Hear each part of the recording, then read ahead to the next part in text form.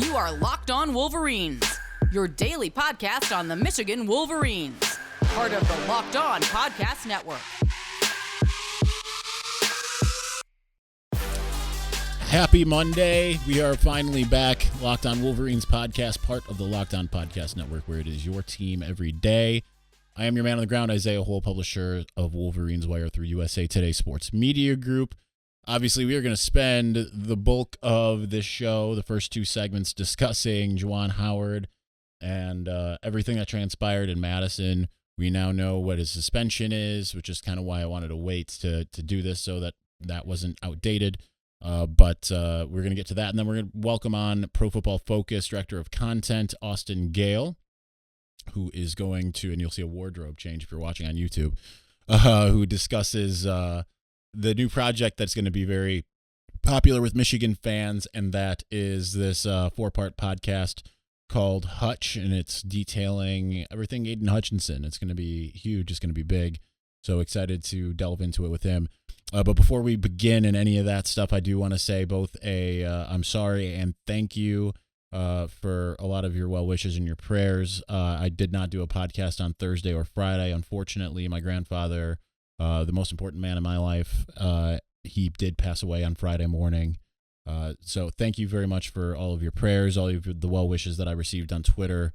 It's obviously been a difficult it's been a difficult month, but I thank you all for your patience, and I thank you all for sticking along with me as I go through all of this. But we will try to be back as much as we can this week, but you know how it goes, I am sure.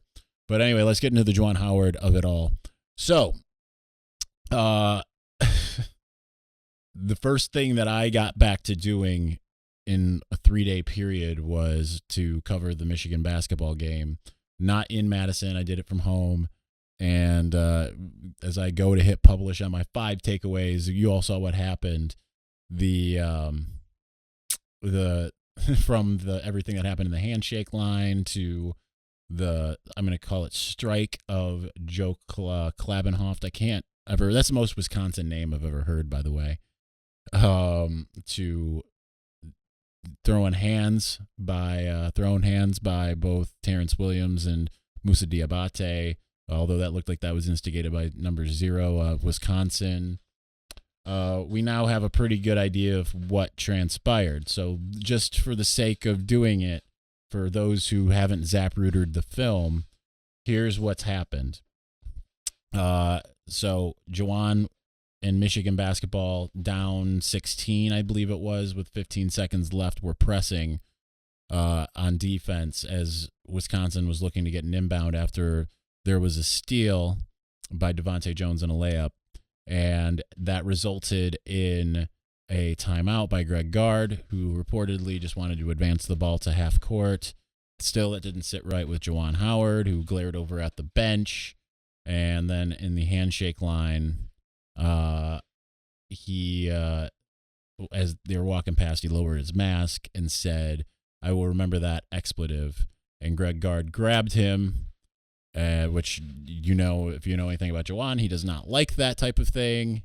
And he said, "Don't you expletive touch me." And then it just continued to escalate until Juwan was back behind the action, being separated. Joel Klabenhoff decided he was going to get in on the action, started pushing what looked like to Terrence Williams, a little bit of Jerron Faulds, who were seemingly trying to beat people back. And then Juwan, looking right at that action, struck Joe Klabenhoff with an open hand. It wasn't a full punch. Making that distinction because there does deserve to be nuance. I'm sorry, Michigan State fans, if you're watching or listening to this. I'm gonna use some nuance, right? I know you just want to say he pulled out a machete and he just started slicing. No, didn't happen. Okay. So then from there was another assistant coach who tried to get under Terrence Williams, and Terrence Williams basically pulled him down to the ground. He got up and tried to get him again. Terrence Williams pulled him down to the ground again. That made number 0 come out and take a swing at Terrence Williams, and he did connect with him. Terrence Williams then hit him, as did Moussa Diabate. And then at that point, I think that's when it kind of separated. So I think that covers the fracas, the melee that took place. So my thoughts, I tweeted my thoughts, and I know I got a lot of pushback from people because I said, whatever Juwan gets, he deserves. I stand by that. And I know that people are saying, well, not fired. And I'm not saying that, I wasn't saying he should be fired, but I was saying if he gets that, when you hit somebody, it doesn't really matter if I admire that he was seemingly doing it to protect his players. And his players clearly loved it, based off of what Hunter said and what some others have said. And, you see what other people on Twitter, Michigan football people, Khalid Hill and Quinn Nordine, they all loved it. Desmond Howard and such. But in those types of moments, when you are the adult in the room, a cooler head has to prevail, and you just can't strike somebody. I mean, I know, listen, Woody Hayes got fired for exactly that. It was a player, not an assistant. I don't think it matters. And I think if it was a closed fist, it probably would have been the difference. The fact that it wasn't, and the slow motion, if you've seen the slow motion video, it's funny because it almost looks like he's caressing him very fast. But it's one of those things where I feel like, yeah, it shouldn't necessarily result in a firing, but if it did, I'd say that's what it is, because you know what, it's difficult, especially if you're Michigan, to be like, hey, come, we're leaders and best. By the way, our coach hit people, regardless of the circumstances. It's inexcusable, no matter which way you do it. If you're supposed to be the head basketball coach of the University of Michigan, you cannot. And keep in mind, I love Juwan. I have a relationship with Juwan outside of here, and it's a good one. But I have to be honest and tell you that there's no excuse for laying hands on another person from the other team, from your team, any of that stuff. I'm not being soft. I'm just telling you that there is no excuse for it. That said, we do have a suspension, according to Dan Wetzel from Yahoo, and what it is. And I think it's absolutely appropriate given everything that ended up transpiring. Because if it was strictly one-sided, if it was strictly Juwan was just doing what he was doing without any other provocation and without all these other things happening, I think it could be, then it certainly would be worse. But we have a suspension. We're going to talk about that momentarily. But before we do, and I'm completely in just my complete daze here, have forgotten to tell you what I've got to figure out what I got to tell you about. So, it's Bet Online. So football might be over for the season, but basketball is full steam ahead for both pro and college hoops. From all the latest odds, totals, player performance props to where the next fired coach is going to land, BetOnline.net is the number one spot for all your sports betting needs. BetOnline remains the best spot for all your sports scores, podcasts, and news this season. And it's not just basketball. BetOnline.net is your source for hockey, boxing, UFC odds, right to Olympic coverage and information. Head to the website today or use your mobile device to learn more about the trends in action. BetOnline, where the game starts.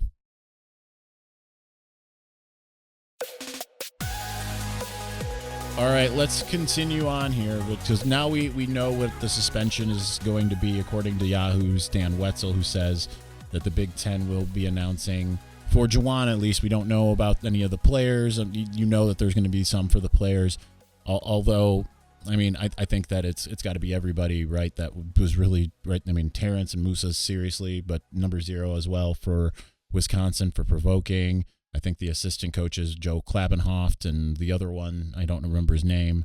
I think that they deserve suspensions as well. I wouldn't be opposed to one for Greg Gard as well for, like a one-game type thing, just given his escalation of the situation, I guess. But putting his hands on him, which is a difficult situation, of course. But it is the last 5 games of the regular season, which is not ideal, kind of given that it's a tough stretch. They need those games. They need to do more than split probably, but nonetheless, I mean, they've got, let's see, I don't have it up here, but they have Rutgers and Iowa, Michigan State, Illinois, and let's see, in order, Rutgers, Illinois, Michigan State, Iowa, and Ohio State. So, and 4 of those are at home, which is good. Ohio State is on the road as the regular season finale, but Juwan will be eligible to return, assuming that Michigan doesn't heap anything else on, and I can't imagine that it will. But given Ward's statement, but they will be. I think that's appropriate, right? The 5 games, the rest of the regular season. I think that punishment fits the crime. Now, a lot of rivals have talked about, particularly rivals, have talked about the Maryland game in the Big Ten tournament from last year. Listen, that's a non-starter to me. Like, yeah, he got riled up. He had to be held back and restrained. He was nowhere close to Mark Turgeon. That wasn't assault. I mean, it's ridiculous.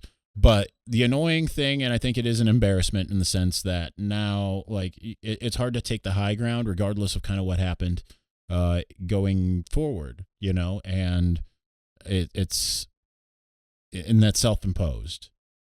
And I'm sure there's a lot of you out there that are embarrassed, a lot of you out there who are proud. I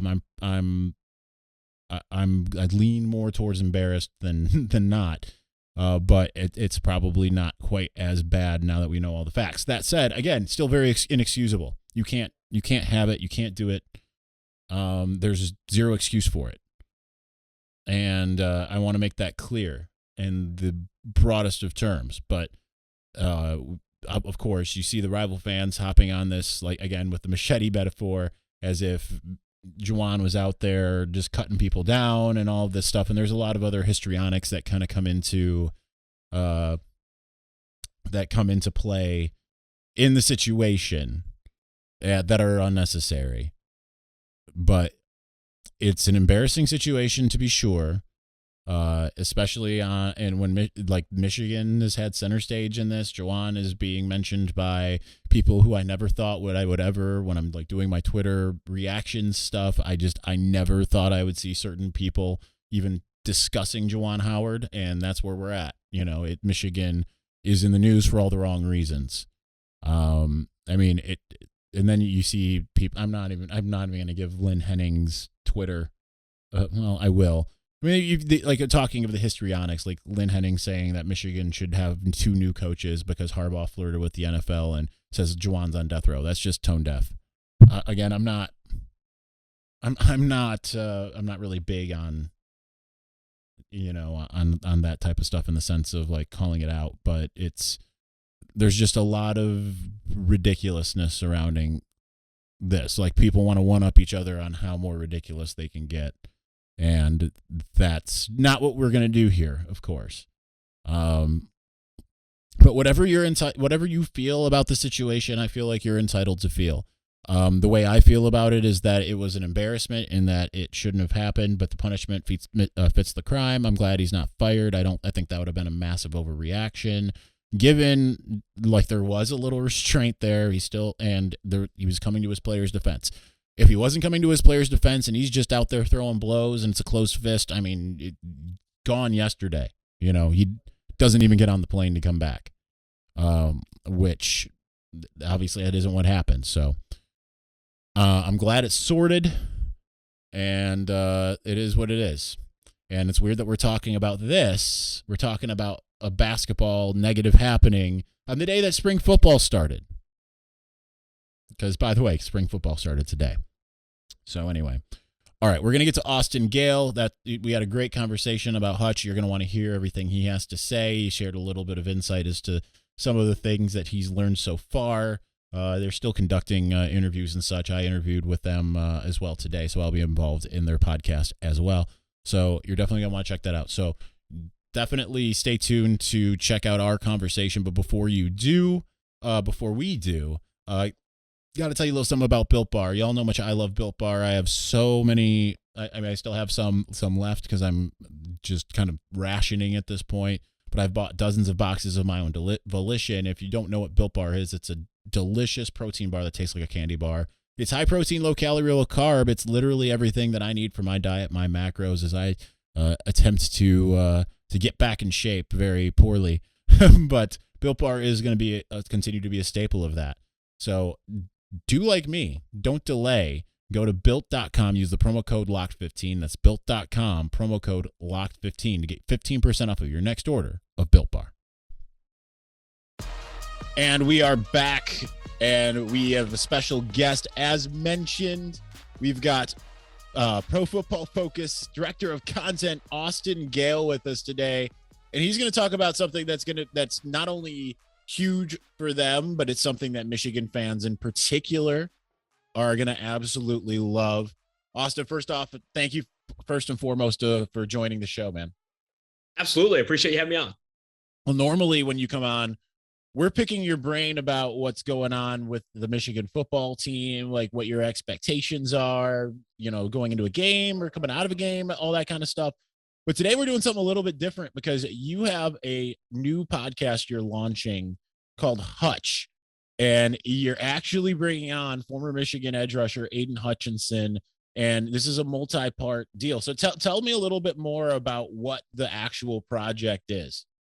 Yeah, I mean, we are super excited to launch Hutch with Aidan Hutchinson and Radigan Sports, his marketing agency. The whole goal really is to create a 4-part podcast series, roughly 4 to 5 hours of content in total on Aidan Hutchinson and his story to all the way dating back to his, early childhood, high school experience with football. I'm talking to his mom on Wednesday, his dad on Wednesday, his sisters, who are all heavily, heavily involved in his life. It's wild how much I've learned already about the support he's got from his family. I've also had opportunities to talk with former teammates, right? David Ajabo, Kwity Paye, former coaches, Don Brown. We were really his roommate from his freshman year at Michigan. We're really excited to, peel back the curtain on Aidan Hutchinson for a piece of content, right, that I just don't think we see a lot of on projected number 1 overall picks or projected top 5 picks before the draft, right? Like, yeah, there will be some extensive interviews in the pre-draft process from ESPN, Bleacher Report. You'll see some of these other bigger outlets attack Aidan Hutchinson and attack the Aidan Hutchinson content angle, but no one is going to have this much content, this much of a peeled back curtain than us with this podcast. And you couldn't have picked a better player for it, right? A guy that has a chance to go number 1 overall, feel like his floor is the top 3 of this draft class, and a guy that just has such a unique background with his family and how he's really risen to the occasion and become one of Michigan football's biggest stars. So with that in mind, like what was the impetus for this? What made you decide that you were going to do a project of this scale, and what made you decide on Aidan as your particular focus on this? I think starting with why Aidan, right? He's the number 1 overall player in PFF's draft, in PFF's opinion, in this class. And he's someone that has graded super well in our system, a guy that, compares to Chase Young, both of the Bosas from a grading perspective. Like, he's that good of a player, put that good of a season together. It was a very storied season for Michigan, obviously, going from unranked in the preseason to obviously the college football playoff. They won their Big Ten championship. And then you come into this pre-draft process where he's a projected number 1 overall pick, right? It's going to be between him, Evan Neal, Kayvon Thibodeau. Those are the names that are being thrown around. I just don't think all of that combined, right? You couldn't have come with a better, PFF is so uniquely positioned to cover his story best, right? From a grading perspective, what we've seen him do at Michigan, having him as our top player in this draft. And then also just the extent that we're going to going into his background and looking at that stuff. I have a lot of experience interviewing draft prospects in 15 to 30 minute intervals, but never have had this opportunity to sit down with a guy for 2-3 days, right? And talk to his mom and talk to his family. That I think is going to really just show how good of a player he is on and off the field. Now, you said that you've learned a ton of interesting things so far. Without spoiling much of anything that people can learn, what's one of the more interesting things that you can share that you have learned about Aidan, just to kind of whet our appetite a little bit, give us a little bit of a teaser of what fans can expect? Talking to Don Brown, a former coach at Michigan, who's now the head coach at UMass, and then also David Ajabo, Kwity Paye. This guy craves adversity, right? There will be times in practice where Aiden is asking David Ojabo to go toe-to-toe him in a straight line race. David Ojabo is 15 pounds lighter and faster, more explosive in a lot of ways. And Aiden wants to go toe-to-toe with David Ojabo, show that he can beat him in a race. Ojabo would talk about when he'd get into the weight room, he'd ask their strength and conditioning coach to ring him out and to treat him as he does every other player, right? Like, I know I'm the big guy on campus, but I want, that same respect, right, that other people get. I think this guy wants to be the best every single day. And that's reflected too, having conversations with him already in his diet. No caffeine, no sugar, no alcohol, no gluten. He does not do anything that does not get prescribed by a doctor at this point. He's on the glorified TB12 diet at this point. And just that level of prioritization in your craft, right, is just rare. And all of these NFL players are rare athletes and rare people to just even be in consideration to go into the NFL draft. But to this guy in every phase of his life is prioritizing being the best he possibly can be on the football field. And obviously he wants to be a good person and all that stuff, but every decision he makes is to be better on the football field. And that's evident in the growth that he had at Michigan. That's evident in the season that he had in 2021. And then obviously it's evident in how much this teams are going to come away impressed with him at the combine and in this interview process. Like, there is not so far, right, any chink in this dude's armor. I'm trying to find an imperfection, and he just continues to show out every time I talk to him. Now, you said this is going to be 4 episodes. Can you tell me a little bit more about what each is going to entail, what it's going to be like, how, and what the frequency is, how long you think they're going to be, all that kind of stuff? Yeah, they're probably going to be, 45 minutes to an hour long in length. Maybe some go longer, right? The later episodes potentially going longer. And how we're currently approaching the storyboard is first episode really doing all that we can to cover the background, like before Michigan for Aiden Hutchinson, right? Obviously, a bulk majority of the podcast will be spent on the time that you had at Michigan, specifically the 2021 season. But this opening episode, we really want to dive into, what makes Aiden tick, right? And what his, the support he had in high school, his recruiting process, and why he chose Michigan, why he chose to join Jim Harbaugh, et cetera. I think that's going to be just something that sets the tone or sets the stage for the type of person he is. And then from there, it's his freshman, sophomore, and junior campaigns, his decision to come back to Michigan, his overcome of that injury. And then the last 2 episodes, the plan right now is to make them all about this 2021 campaign, right? Looking at each game in particular, looking at the offseason leading up to it. So many of the conversations I've had is that Aiden Hutchinson approached the offseason prior to the 2021 season like no other player. And he knew going into that year that they weren't ranked on the preseason board. And he knew that they were better than that. And he was, a leader for this team. And then last episode, we'll really focus on a lot of that 2021 season, their run to the college football playoff, and just how much he's preparing for the 2022 NFL draft and the pre-draft process. Well, I can say you can't have picked a better subject. He's obviously well endeared to the Michigan faithful. I'm excited to take part in this and share the stories that I have about Aiden and everything. So, Austin, thanks for coming on and sharing a little bit about this. I know Michigan fans are going to be amped up once this releases. When is your target to get this out? Yeah, our goal right now is April 2022. We do have a date in mind that we're mapping to, not ready to kind of like commit to it yet. It could come out earlier in April. It could come out a little bit later in April, depending on, how some of these recordings go, right? We are looking to bring on everyone and anyone that can help tell Aiden's story, right? We want to talk to every single piece of the puzzle here. And that obviously is going to take time and something that we're really excited about. We're not cutting corners, right? Like, this is 4 episodes on Aiden Hutchinson that we feel needs to cover, soup to nuts, everything that he has been so far and what his, impact has been on football and college football and in Michigan itself. Well, April 22nd, I already have that ingrained in my mind, not because it's Earth Day, but also because my favorite band, North Lane, is releasing an album that day. So I'm going to have a lot of content on that day. Anyway, thank you, Austin. Thank you. Appreciate you joining us, man. Absolutely. Thank you. All right. And for all of you watching and or listening, appreciate it. We will talk to you again soon. Peace.